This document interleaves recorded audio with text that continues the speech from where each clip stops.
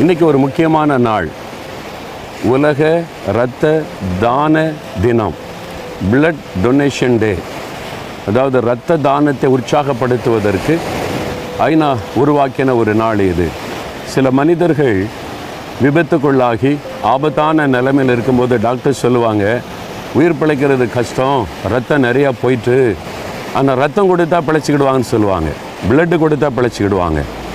அந்த ரத்தம் சரியாய் அந்த குரூப்புக்கு ஏற்ற ரத்தம் கொடுத்துட்டா அவங்க பிழைத்து கொள்ளுவாங்க.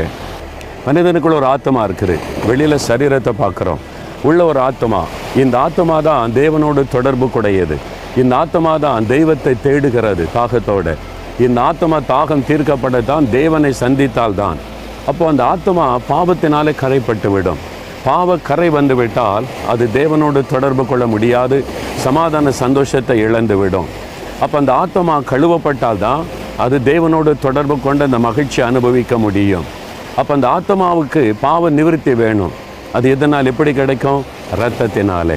அந்த காலத்தில் அதுதான் அது ஆடுகள் மாடுகள் இதெல்லாம் பலி செலுத்தி, இரத்த பலி செலுத்தி, என் பாவத்தை இந்த ஆட்டு மேலே மாட்டு மேலே வைக்கிறேன், எனக்கு பதிலாக இந்த ஆடு மாடு ரத்தம் சிந்தட்டுன்னு சிந்த வைப்பார்.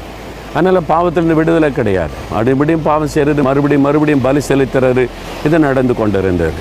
ஆனால் தான் தேவன் ஒரு பரிசுத்தமுள்ள பலியாக, அவரே இந்த மனிதனாக இந்த உலகத்தில் வந்து தேவகுமாரனாக இயேசுவாக வந்து சிலுவையிலே தன் பரிசுத்தமுள்ள இரத்தத்தை சிந்தினார்.